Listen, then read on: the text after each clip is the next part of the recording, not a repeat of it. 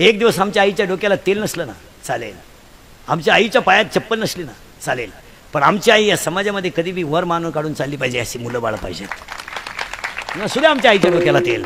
आणि मुलं बाळ जर मूर्ख निघली तर आयुष्यामध्ये किती श्रीमंत असा तुम्ही या समाजामध्ये वर मान करून चालू शकत नाही.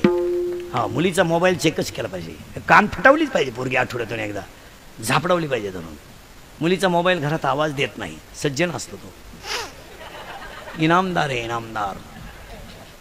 फक्त कण होतो घरात, सायलेंट असतो, सायलेंट, फक्त कण होतो.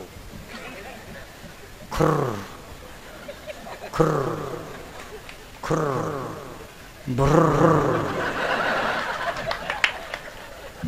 पेपरला गेली आलीच नाही, मग का निकालच घेऊन काय जाऊ द्या महिला मंडळ. आता मी तुमच्या मुलासारख्या यज्ञाची सुरुवात आहे.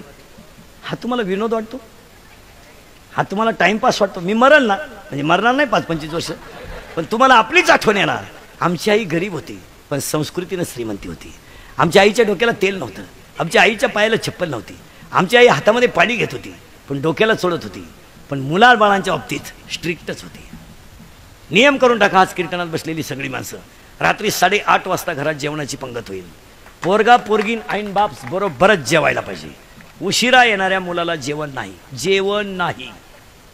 9ला आला, स्वयंपाक संपला, आपला विषय नाही. तुला जो घालीत असेल त्याच्याकडे जेवायला जा, आमचं काही म्हणणं नाही. भुईमुगाच्या शेंगामध्ये दाना आहे त्यावरच त्याचा मुक्काम पोत्यात आहे.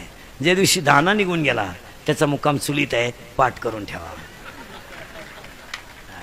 हे जवानी फिवानी मस्ती बिस्ती मित्र बित्र, हे मित्र जे आहेत ना आपले, हे फक्त आपल्या जमिनीला गिऱ्हाईक लागेपर्यंतचे, नंतर नाही. धर्मावर किती निष्ठा असावं याचं उदाहरण आहे का? अहो वाक्य नाही का, रक्ताचे राहिले नाही तर बाहेरचे आपले कसे राहतील सांगा मला. महिला मंडळ, ह्या बिचाऱ्या लहानल्या पोरांना सुट्ट्या लागून 1.5 महिना झाला. यांच्या मामाचा फोन तरी आलता का रे? नाही, येणारच नाही.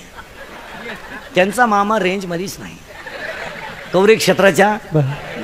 मग सांगा मला, जाऊ द्या महिला मंडळ, मुलगा मला आहे, मुलगी मी तुमच्या मुलासारखा आहे.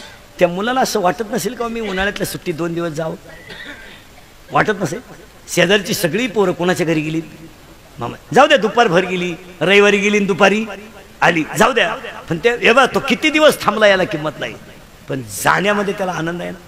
काय म्हणत असेल त्याचं मन? त्याचे सगळे मित्र सांगतात आम्ही जाऊणार आहोत, आंबारस खाऊणार आहोत. त्याला अंतकरण नाही करत. मग हे प्रेम कुठे आहे? अरे रक्ताचे राहिले नाहीत. एक वाक्य सांगू महिला म्हणलं, तुमची आई जोपर्यंत जिवंत आहे तोपर्यंत तुम्ही तिला कधी भेटायला जा, तुमची पिशवी कधी रिकामी येणार नाही, कधीच येणार नाही. तिच्यात बेस बी काही येईल, पण ज्या दिवशी तुमची आई गेली त्या दिवशी पिशवी न्यायची नाही.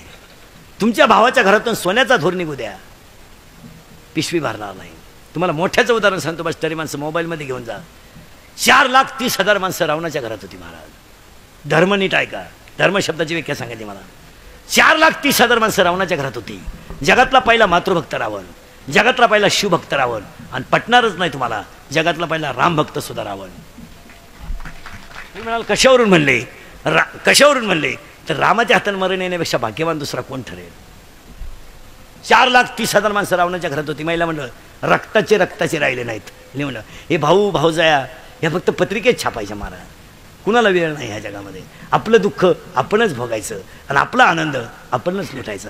अरे ज्याची आपण फी भरली त्याने आपली भाकर बंद केली, तुम्ही जगाचं काय घेऊन बसले? ज्याला आपण आपल्या गळ्यातले दागिने मोडून शिकवलंय, त्यानं ज्याला आपण शिकवलं त्या मुलानं, तो मुलगाच आपल्याजवळ राहिला नाही, तर आई या शब्दाची किंमत कोणाला कळायची?